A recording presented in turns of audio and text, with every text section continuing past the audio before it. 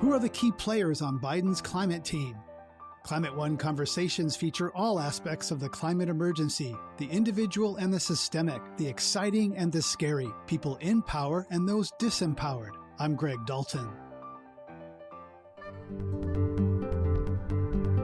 We now have a president that I believe has full-throated the effort of addressing climate and his engagement in it, and I'm really excited about it. It is by far and away the most aggressive climate plan of any presidency. Can it get better? Sure. It's really putting the nation on a war footing to avoid the next pandemic, and the next pandemic will be exacerbated by climate crisis, and the way to get ahead of it is to prepare and make the decisions now. Former EPA Administrator Gina McCarthy and former Secretary of State John Kerry are two of the climate leaders that President Joe Biden has tapped to put his ambitious climate plan into action. Today, we'll revisit conversations with McCarthy, Kerry, and other Climate One guests from the past year who have prominent roles in the Biden-Harris administration. But first, a look back at the early days of the 2020 presidential campaign. In the spring of 2019, there were still more than 24 candidates jockeying for position in the crowded Democratic field. But at the time, only Washington Governor Jay Inslee made climate the main theme of his bid. He dropped out of the race a few months later, but he can arguably be credited with helping to push the climate crisis into the campaign conversation, onto the debate stage, and higher on the agenda for candidate Joe Biden.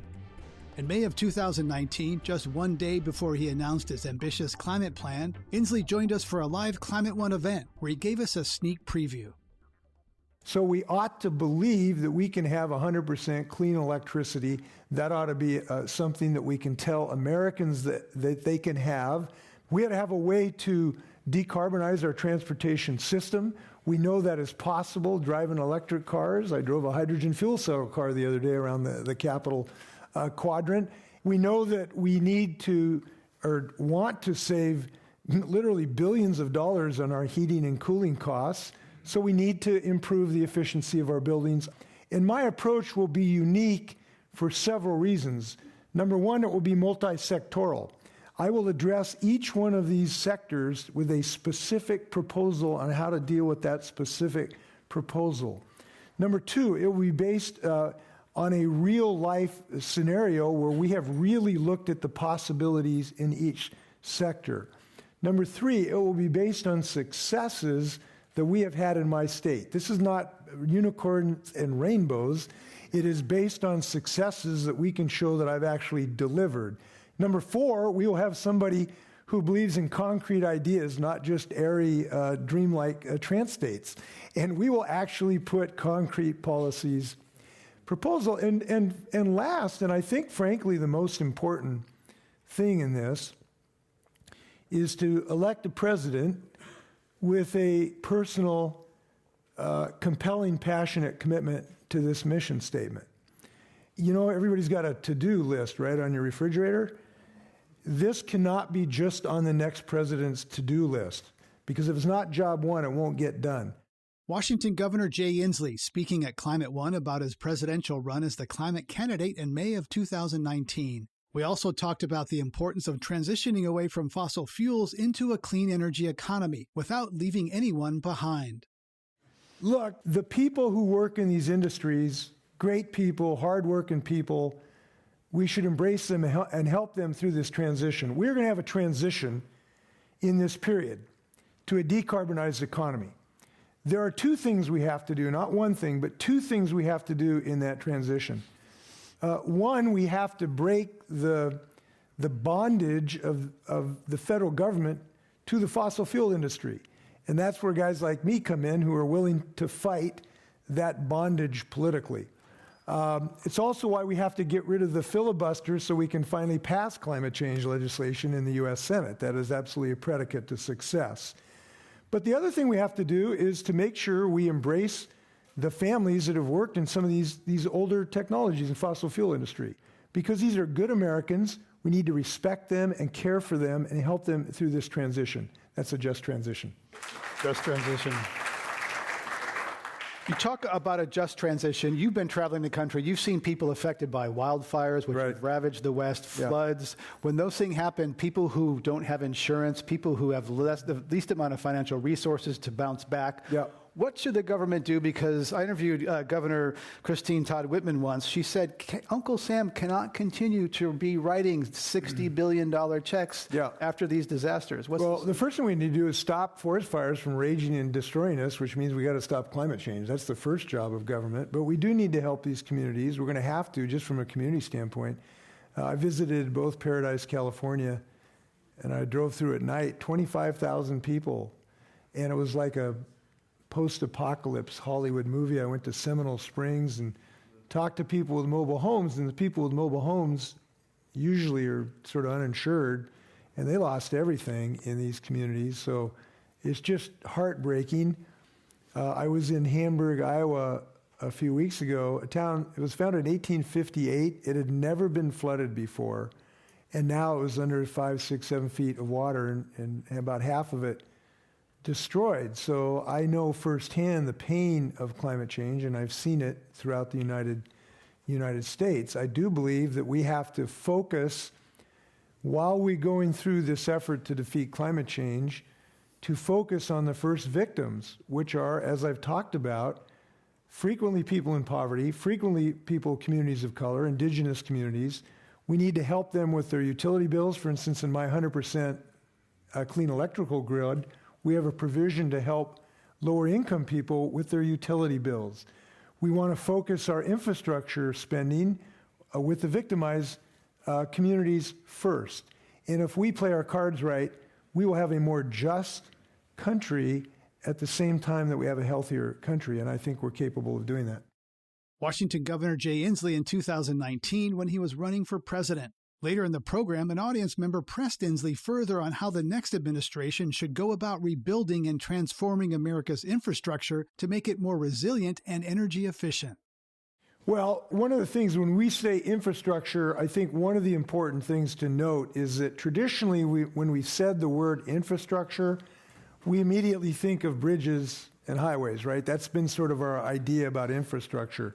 I think now we have to expand that by a factor of 3, because infrastructure now has to include our utility systems, our water systems that are on the verge of collapse, our transmission systems of water.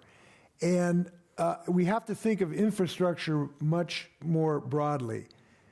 The third aspect of that is we have to think of infrastructure as a critical part of the climate change plan.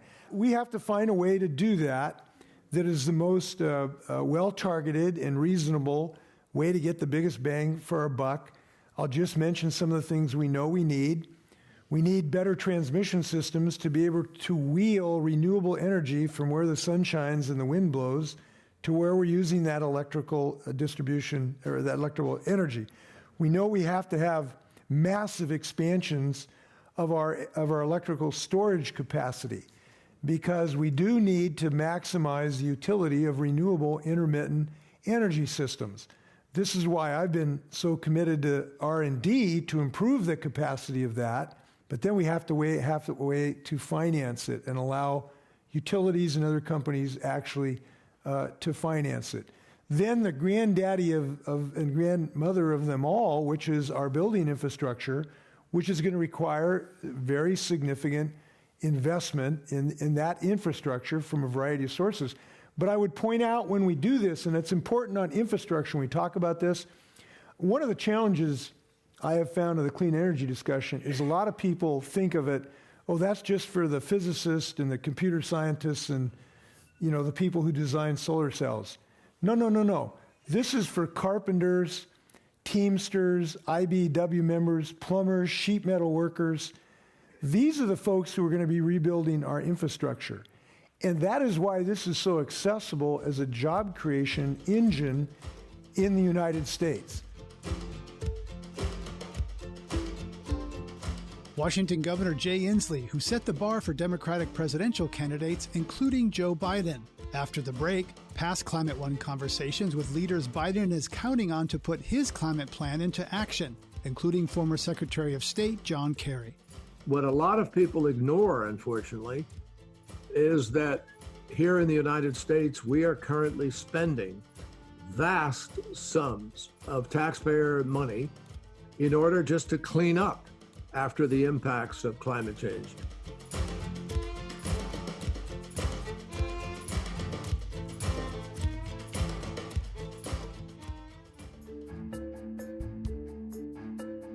This is Climate One. I'm Greg Dalton, and we're revisiting my conversations with climate leaders recorded before they joined the Biden-Harris administration. Gina McCarthy served as chief of the U.S. Environmental Protection Agency in President Obama's second term. Now she is President Biden's top climate advisor in the White House. McCarthy joined us last fall prior to Biden's election. I began by asking her what lessons can be drawn from the failure of Barack Obama and Joe Biden to get a national climate plan in place when they were in office together, and how President Biden might handle things differently this time around. You know, one of the things that thankfully I think Joe Biden did when he really was getting the nod for his nomination, and before that happened, is he spent a lot of time with environmental justice advocates.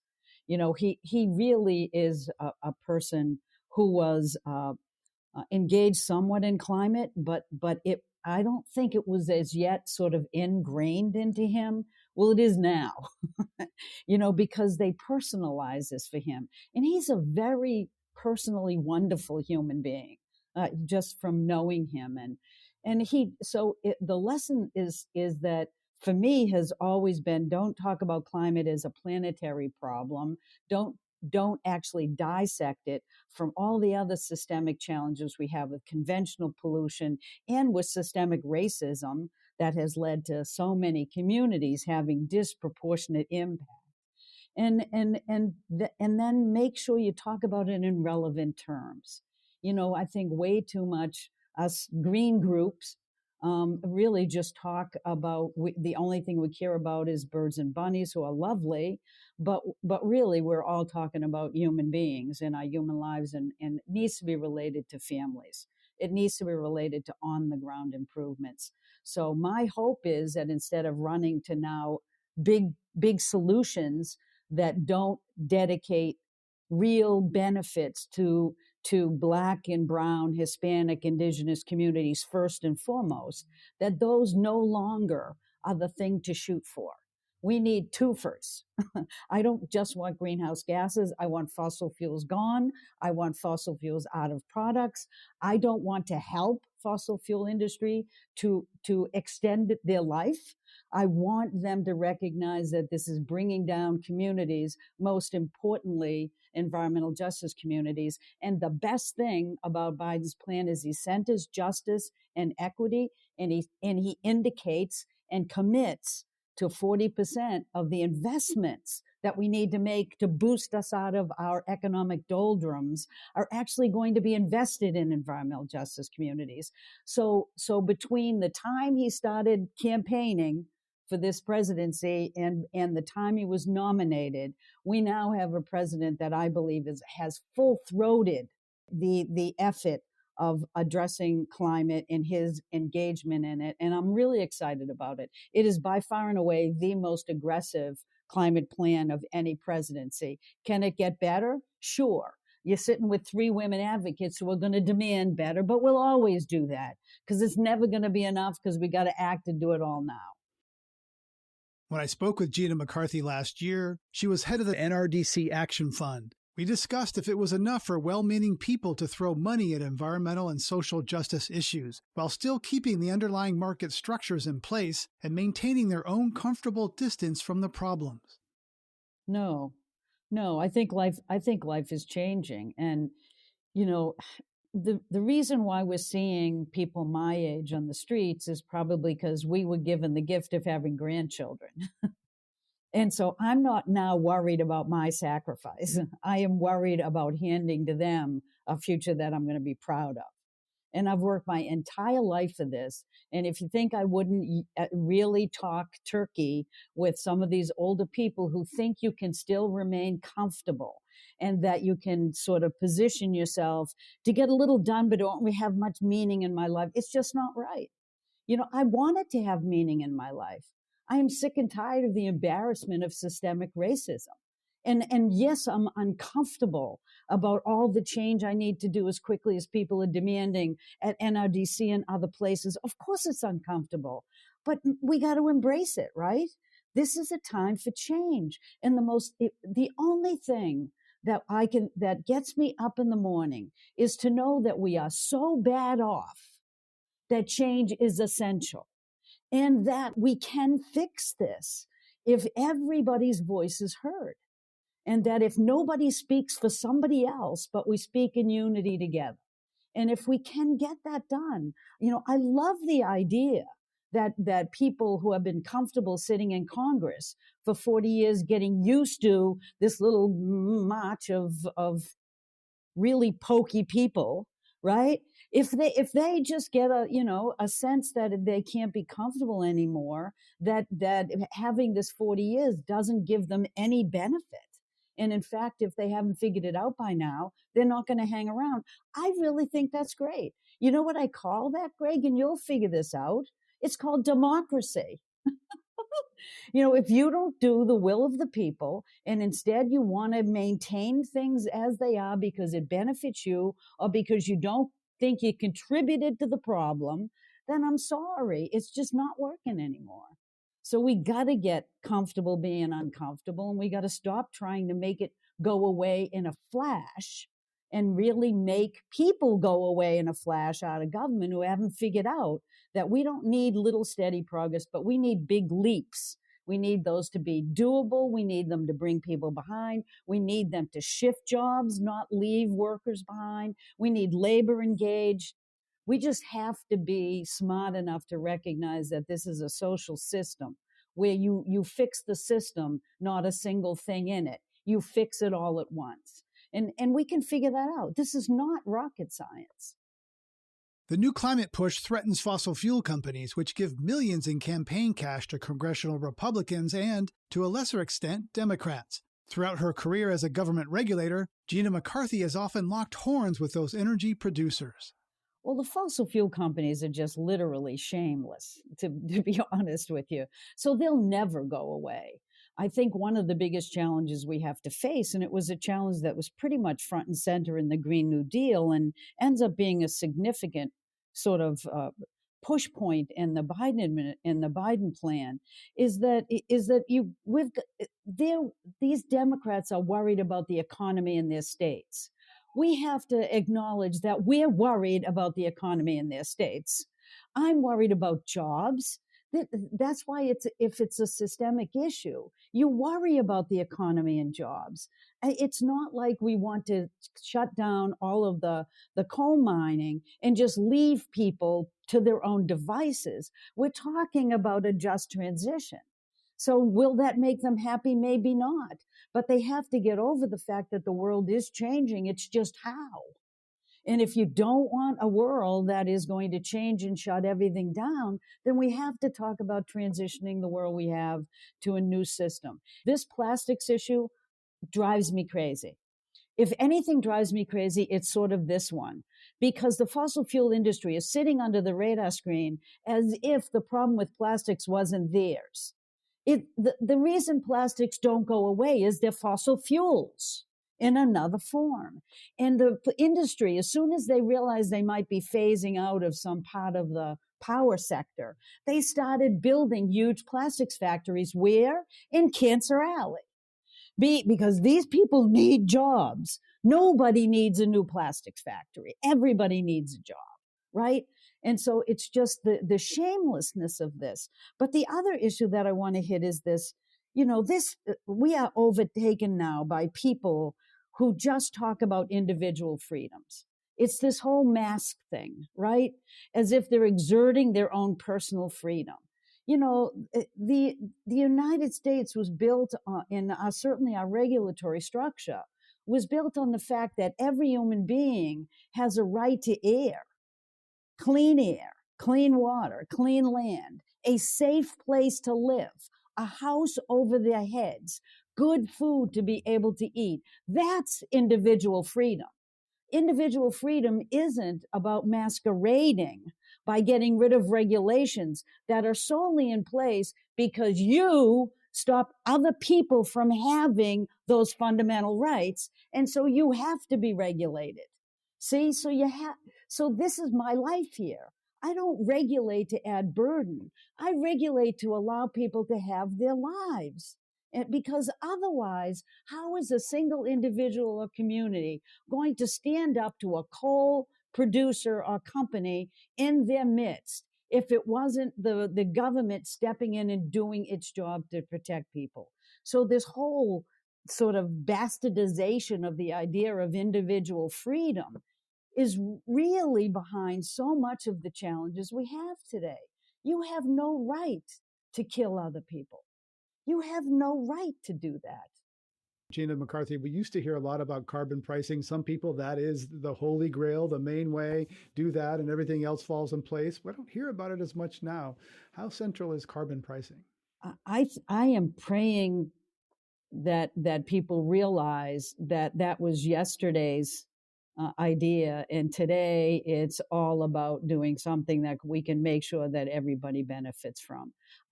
I've never agreed with a carbon price. I don't think life is that easy that I can find one solution. It guarantees nothing about protecting human beings where they live, and it doesn't actually do the trick to get rid of the other pollutants that always come along with fossil fuels. So it is not my thing. I think if you look at the cast of characters that are pushing for it, you may get a good sense that maybe they're not the ones that really are the ones you want to listen to. So I'm not into those things. I want to do things on the ground to improve people's lives today as part of a system of getting at climate change. And it doesn't mean I want little actions.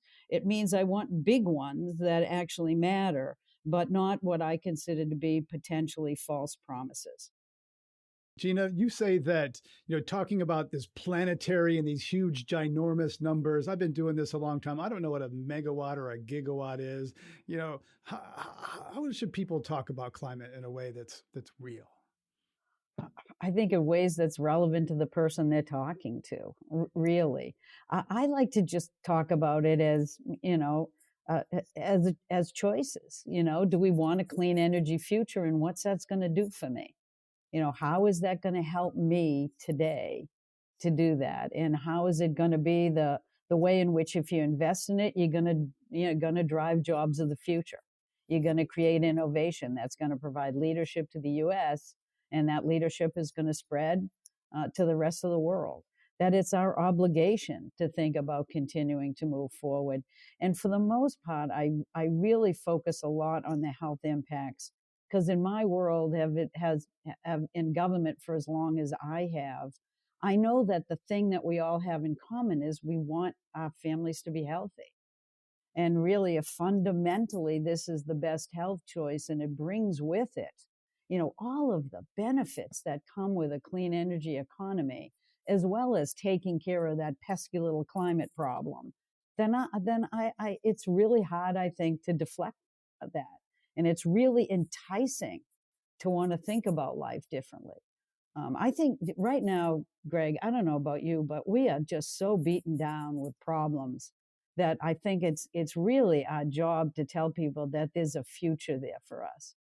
And that future has to be, the one that we invest in, a future that's going to bring everybody involved. And when we start doing that, people will come. People will come. We'll build it, they will come. Another movie.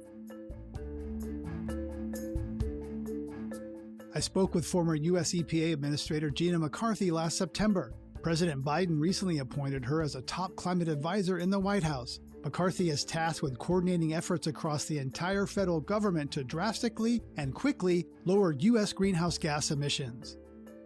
Another climate veteran on the Biden team is John Kerry, former U.S. Senator and Secretary of State. Kerry's newly created position is United States Special Presidential Envoy for Climate. Now that the United States is back in the Paris Climate Agreement, his job is to convince other countries that the United States is serious about cutting global carbon emissions and prod them to do more. Kerry joined me in July of 2020 while Donald Trump was still in office. Secretary Kerry, welcome to Climate One. U.S. carbon emissions are forecast to drop 7.5% this year. That's about the rate of decline needed to meet the global Paris Climate Accord. How can those commitments be made without the economy going off a cliff like Wile E. Coyote in the old cartoons? Well, the commitment is made if you make a transition and begin to do the things necessary to not make this the result of a catastrophe, but to make it part of everyday life. The bet in Paris was that people were going to begin immediately to be able to make that transition. And for the first 2 years after Paris, $358 million a year, $1 billion was invested in alternative renewable energy. So for the first time ever, more money began to shift away from fossil fuel and into sustainable energy.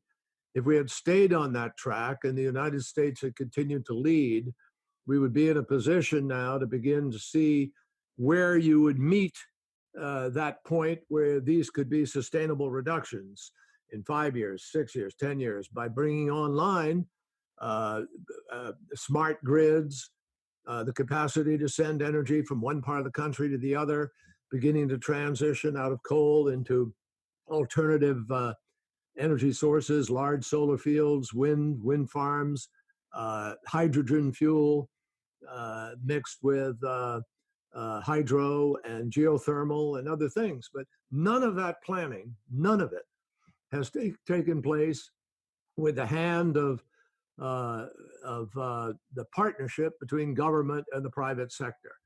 And so, in fact, the opposite has happened. We have a president who pulled out of the agreement, giving license to a bunch of countries in the world that were reluctant to join anyway to go back to being reluctant. And so the people we dragged to the table in Paris have become, scofflaws. And in fact, no nation in the world was on track to meet the Paris Agreement until coronavirus hit and everything shut down. Now, obviously, that's not the way anybody envisioned doing it. We need to do it because we're shifting out of the polluting fuels. And we haven't been doing that fast enough or in a concerted way. The way we will do it is by planning, by enlisting the private sector to become part of the transition, by creating a framework within which citizens across the country can afford to go buy electric vehicles, get the auto manufacturers to come in and cooperate and show you their plans for a faster transition out of internal combustion into electric, building out a program from the federal government to assist in building out the infrastructure necessary for the charging. I mean, it's planning. It's really putting the nation on a war footing to avoid the next pandemic. And the next pandemic will be exacerbated by climate crisis. And the way to get ahead of it is to prepare and make the decisions now. During our conversation last summer, John Kerry and I discussed the role of China in the climate crisis. Two Republican elders, James Baker and George Shultz, had recently published an article noting that China had become the top exporter of wind turbines, solar panels, and batteries, the building blocks of a clean energy economy. Secretary Shultz has since passed away. I asked Kerry to weigh in on the Republican response to the article and the growing rift in the Republican Party. Well, let me just say, first of all, you should add that China is also the largest exporter of climate change emissions now. They're the dirtiest fuel provider in the world. They provide 50% of all the coal-fired power plants in the world are Chinese, and Chinese are now funding the building of new coal-fired plants through their One Belt, One Road initiative. So we have a major, major issue to raise with China. We would like to cooperate. They should be able to cooperate. We did cooperate in Paris, but this administration not only doesn't try to go proactively to do that, they're moving in the opposite direction here at home by unleashing much greater levels of pollutants into the air, cutting back on the automobile restrictions, cutting back on the pollution restrictions that existed. So that has to be the predicate. And that's part of the reason why that party today won't listen to George Shultz and Jim Baker the way they ought to. Jim Baker and George Shultz are bona fide conservatives. This new group, I don't think, are really conservatives at all. They're radical anti-government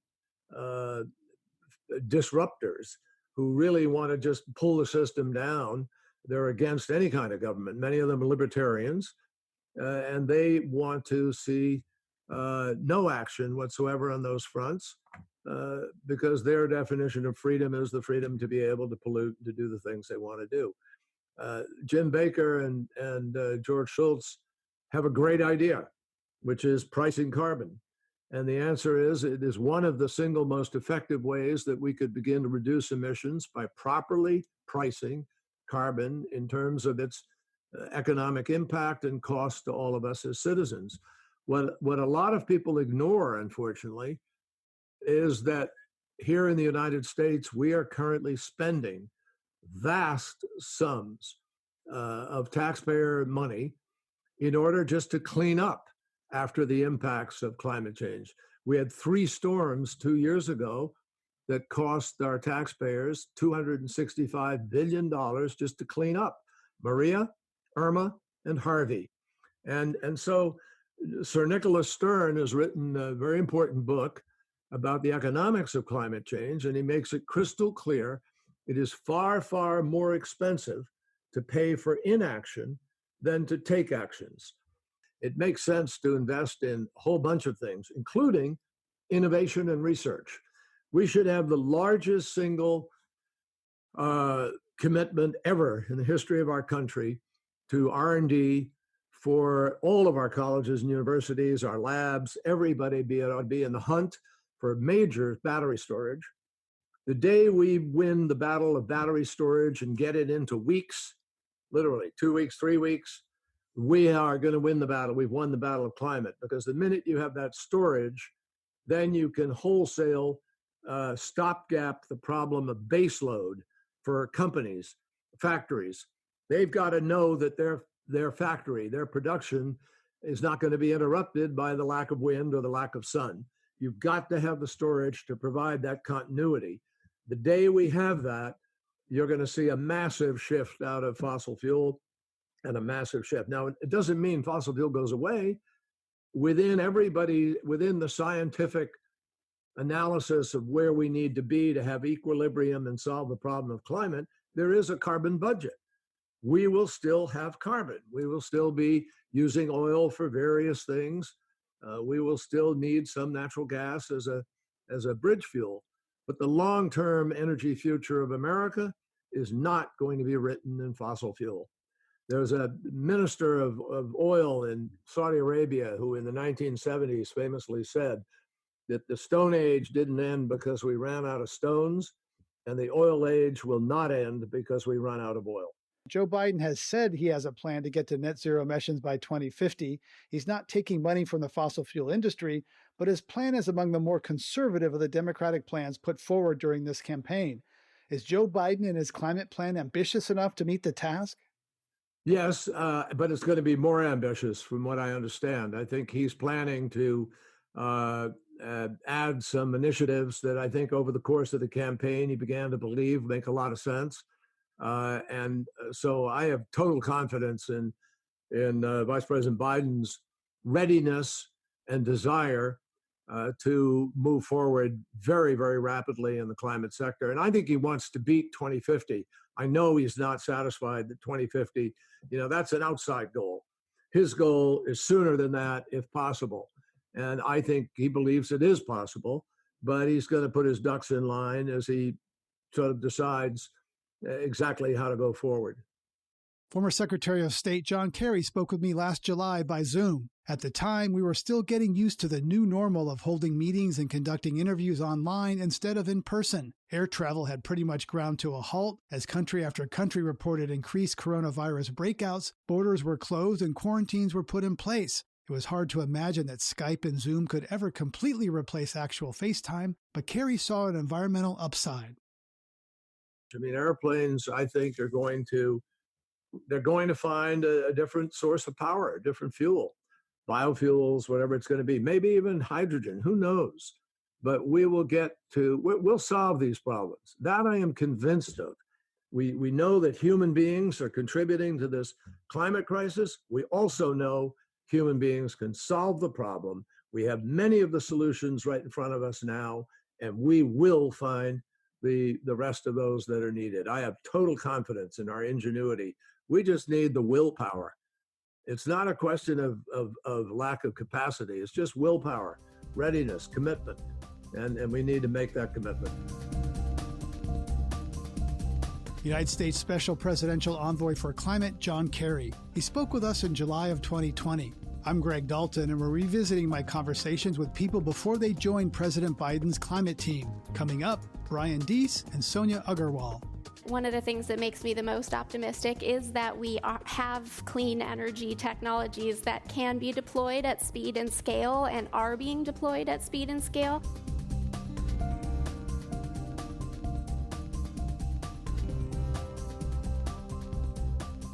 This is Climate One. I'm Greg Dalton. We've been hearing from some of the members of President Biden's new climate team. John Kerry pointed out the need for major investments in innovation and research, a task that will be spearheaded by Sonia Agarwal, Biden's senior advisor for climate policy and innovation. I talked with her in early 2019 about climate change solutions around the world. At the time, she was vice president of energy at the consulting firm Energy Innovation. In her overview of the clean energy transition, Agarwal began with a view from California. Here we have a suite of policies which really look at each of the different sources of greenhouse gas emissions, whether it's power plants or factories, cars, buildings, agriculture, and have set targets and put together really detailed policies to move us to a lower carbon system overall here. So I would say, honestly, California is doing quite well. There's also, of course, quite a few other countries that are really moving quickly. I would say also in Europe, if you look at Spain and Ireland, there's a lot of progress there. But it's been pretty amazing to see how the market has taken off to really bring down the cost of clean energy and what impact that's making in a lot of different places around the world. You did some early research on McKinsey cost curves and economics of various energy systems. How do you think nuclear fits in the market today in the mix? Sure. So I guess I'll just start by saying it's absolutely right that we have to think about reliability and making sure that electricity is delivered affordably and reliably to everybody who needs to rely on it. And I would say that as we look at wind and solar, which are only available when the wind is blowing and the sun is shining, there's a huge number of technologies and new ways of operating the power system that can deliver that electricity just as reliably and as regularly as what are sort of traditionally baseload dispatched power plants like nuclear or coal. So I guess I would just say, starting there, it is absolutely possible to put together a portfolio of zero carbon resources that looks many different ways and delivers electricity reliably. So then looking at cost comparisons, I think it's been really interesting to see some of the very exciting technology neutral auctions that have been happening across the United States and in other parts of the world over the last few years, especially as coal plants have started to retire. We're seeing some numbers that I think are kind of nuts, honestly, not just for solar coming in or wind coming in, which are extremely low cost and have come down. Let's see, solar is 90% cheaper than it was 10 years ago. Wind is 70% cheaper. Batteries are 80% cheaper than they were. But that's kind of the key point to here, especially in this context of dispatchability and balancing the grid. Solar plus storage and wind plus storage in some of the most recent auctions are coming in at costs that are below the ongoing operating costs of existing coal plants. And that's just a crazy time if you think about it in a system that has traditionally moved very slowly. It's a pretty amazing moment. And we've seen the evidence of this. These are just the most recent auction results, but this has been kind of an inexorable decline over the last decade, and we're seeing more and more renewable energy capacity get built here in the United States as a result of that. I'm optimistic about the future, and I think that one of the things that makes me the most optimistic is that we have clean energy technologies that can be deployed at speed and scale and are being deployed at speed and scale. Of course, we have to go faster. A statistic that I heard recently was that to stay within 2 degrees, if we started in 2000, we would need to reduce greenhouse gas emissions by 3% per year. If we started now, we have to reduce them by 10% per year. This is global. And then if we wait 10 more years, we have to start reducing greenhouse gases at a rate of 30% per year. Now, that's a staggering statistic to me. We're not currently reducing greenhouse gas emissions, so we do need solutions that can happen at speed and scale. But if we're in such a great time where people are living longer, there's access to new information, there is new technology available to us, I think we're in a better position than we ever have been to get that going fast. And we're seeing some really interesting fast scaling resources happening around the U.S. and around the world. China is building nuclear power plants. Texas is building 3 gigawatts of solar and 5 gigawatts of wind within the next couple of years, which that's, a typical nuclear power plant is about 1 gigawatt. Clean energy consultant Sonia Agarwal on the Climate One stage in February of 2019. She has just been chosen to join the Biden climate team as senior advisor to the president for climate policy and innovation. In her new position, Agarwal will be overseeing national efforts to decarbonize our energy industry. Back in 2019, one of our live audience members had a question for Agarwal about what that might look like. This may be a little more in-depth than you typically think, but you guys are pretty wide-ranging. So if you owned a gas and electric utility, call it you're a director on that or CEO, whatever role you want, what would you do to decarbonize? So I would first take a look at my existing fleet of generation resources to understand where I'm coming from, right? So what kind of system am I operating in? I would look at over time, are we going to see a lot more electricity demand in my region?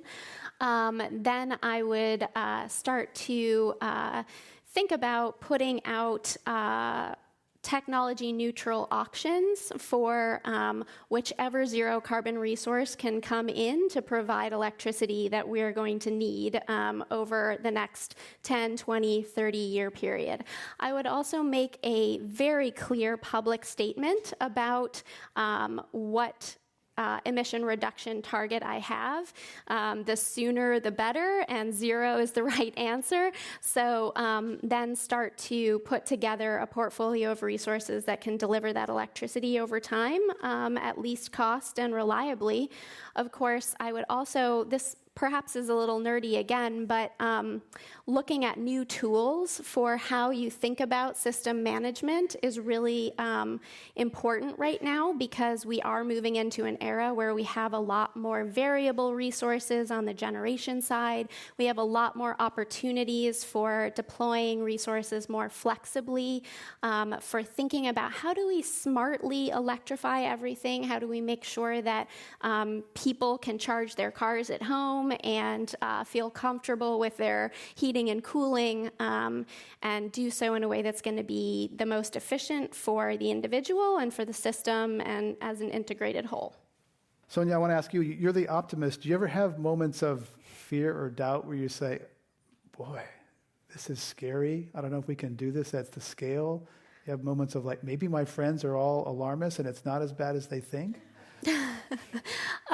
Definitely. I mean, this is a problem with quite overwhelming magnitude, especially looking at those statistics around how quickly we need to really start seeing results in bringing down greenhouse gas emissions. I sort of think of it as, how far we have to bring them down and how quickly we have to bring them down. That means that we need really to be working with everything that we're putting out there now has to be zero carbon, and we have to be letting all the technologies compete to get out there as quickly as possible that are zero carbon. So yes, I mean the magnitude is overwhelming, but I also have a lot of faith in humanity. Sonia Agarwal is now Senior Advisor to the President for Climate Policy and Innovation. I'm Greg Dalton. Brian Deese is President Biden's Director of the National Economic Council. When he joined us last April, Deese was still the Global Head of Sustainable Investing for the investment firm BlackRock. We talked about how uncertainty in financial markets created by the COVID pandemic may be diverting money away from renewable energy. Well, look, there's a set of immediate and urgent fiduciary elements, particularly when you see the kind of market dislocation and liquidity issues that we saw in the month of March. But if you step back, I think for us, we came into this year and this pandemic crisis with climate risk is investment risk, and more generally, that we were on the front edge of a larger decadal structural shift in investor preferences that really changes and upends a lot of how traditional financial models and traditional financial analysis assesses sustainability risk. And as we look at what's happening in the current environment, it actually gives us a very interesting test case to try to understand some of these convictions and some of these hypotheses that we've operated with. As we come out of this crisis, I believe that we are going to see key elements of sustainability rise in importance for companies and for governments and regulators as they grapple with the longer term implications of this crisis. A lot more to say about that, but I think that suffice it to say that our perspective and our conviction around the importance of sustainability coming into this crisis is reinforced by what we're seeing. And I think it's going to likely become an even more central part of the conversation going forward. The last point I would make, though, that is connected with transition is that ultimately the pace of the global low carbon transition will be dictated by the ambition and the effectiveness of government policy globally. And as somebody who spent a lot of time working to and getting the Paris Agreement agreed to and then entered into force in 2015 and 2016, I think you look at that framework and you see in it the potential for countries to increasingly increase the ambition of their national policies, their nationally determined commitments, in a way that would signal the long-term trajectory of how the economy will decarbonize, that would then accelerate massive transformations of capital and shifting of private capital. Obviously, the state of global policy is not where it needs to be. I think that we will see an acceleration, but the more that ends up happening too late and in an uncoordinated way that doesn't provide those long-term signals, the more challenging it's going to be for capital to actually move and accelerate this process. When I spoke with Deese, it was a turbulent time as the full force of the pandemic was becoming apparent. Black Lives Matter's protests were awakening the country to generations of systemic racial inequities that caused Black and Brown Americans to be unevenly impacted by coronavirus. That turned the conversation to the more personal topic of empathy. If you live in Atlanta today, you're 15% more likely to die from coronavirus than if you live 15 miles outside in the suburbs, because the local air quality in Atlanta is bad and it exacerbates respiratory diseases. As we move into the winter in the Southern Hemisphere and we see this crisis extend into emerging market economies, we're going to see the kind of disproportionate impact where you see the intersection between air quality and pandemic. We know that the intersection between climate change and disease. It was coronavirus here, but we see the extension of vector-borne illnesses as climates change. And in fact, as habitats and humans start to intersect with each other. And in fact, animal-borne disease or diseases that initiate in animals are much more likely to occur and spread as climate change forces people into closer proximity. And so as a global community, we need to be much more capable of actually preparing and being in front of this. But I would say, to your point about a gratitude and empathy, I would add to it urgency, because even as we're talking about these sort of how do we get to these longer term issues, the actions that government policymakers, that first responders, that health professionals, and then investors take in the next weeks and months will help to also reinforce whether or not we can come out of this having blunted some of the worst impacts of that or not. So I also, in addition to feeling that gratitude in the sense of connectivity to these larger challenges, I also feel a certain urgency around this, around making sure that we're doing everything we can to not have the impacts of this crisis, which already will be huge, even more as we move into the next phase or phases of this epidemic. This is Climate One. That was Brian Deese last April. He's now director of the National Economic Council in the White House. We've been revisiting my past conversations with Deese and other climate leaders who've joined President Biden's climate team, Sonia Agarwal, John Kerry, and Gina McCarthy. We also heard from Washington governor and former presidential candidate Jay Inslee, whose campaign platform helped sow the seeds for Biden's ambitious climate plan. To hear more Climate One conversations, subscribe to our podcast on Apple, Spotify, or wherever you get your pods. Please help us get people talking more about climate by giving us a rating or review. It really does help advance the climate conversation. Kelly Pennington directs our audience engagement. Tyler Reed is our producer. Sarah Catherine Coxon is the strategy and content manager. Steve Fox is director of advancement. Annie Chelsea edited the program. Our audio team is Mark Kirshner, Arnav Gupta, and Andrew Stelzer. Dr. Gloria Duffy is CEO of the Commonwealth Club of California, the nonprofit and nonpartisan forum where our program originates. I'm Greg Dalton.